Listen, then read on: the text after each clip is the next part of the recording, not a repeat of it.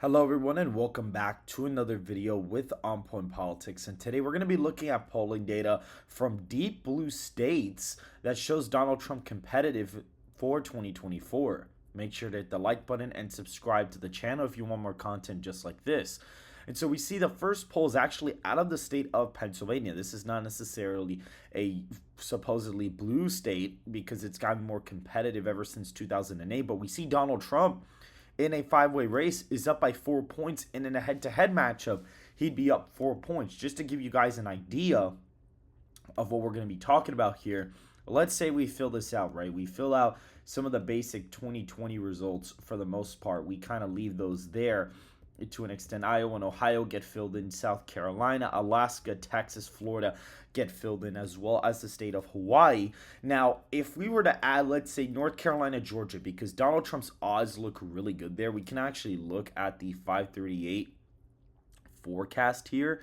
I believe if you go ahead and look it up here, you can actually see the forecast for right now. So if we actually go to their forecast, it shows Biden ahead in Wisconsin, ahead in Pennsylvania, Michigan, Biden's ahead by a point, New Hampshire's closer, Minnesota's closer. But you see even 538, that tends to skew to the left, has Georgia and North Carolina almost at, basically over 2.5 points. And so when you really look at that, it's very, very clear that as of right now, Donald Trump has the advantage in those two states, and polling data looks really good for them. They're basically polling outside the margin of error in these two states. So let's say he's got those right, and he's got Maine second. Now, Pennsylvania, if we were to add that +4, he's already at 270. That's all he needs to win. All he needs to win is all the states he won last time, including North Carolina. By the way, he actually won this by 1.2%. We could actually see here. It was really 1.3, but he ended up winning that state, even in an environment where he was expected to lose states like that one, Texas, Florida, Iowa, Ohio. He was still able to win that state. And so when you look at Georgia being a state that's heavily favorable to Trump, and Pennsylvania's latest poll, which has him up 4 points.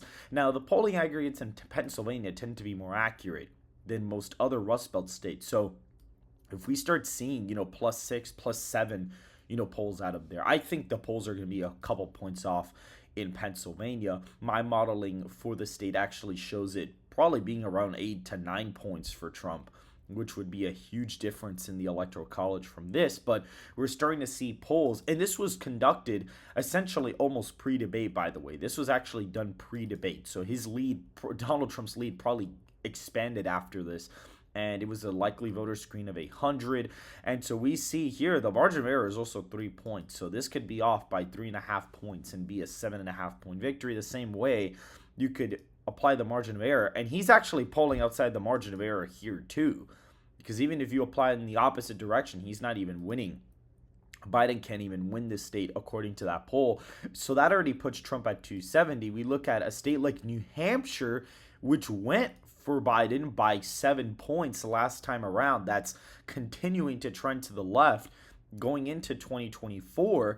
And we see the state of New Hampshire, this poll was a +10 poll back in December of last year, and their poll in 2020 was pretty accurate. They had Biden winning by 7 in August of 2020, and that ended up basically being the final result. And so now they have Donald Trump up 2 percentage points in a deep blue state like New Hampshire. We can go to the next poll. New Mexico, Biden is literally ahead by a single point or two in the state of New Mexico in a Republican internal, putting the state in the lean Democrat column as of right now. Now, I do think the polls are going to be off here because there is a huge Hispanic shift, nationwide. Donald Trump is getting in the 40s, sometimes even winning the Hispanic vote against Biden in polling. And if that were to happen, I think that would actually be enough to flip a state like New Mexico, which in our forecast, he's flipping it by over a point.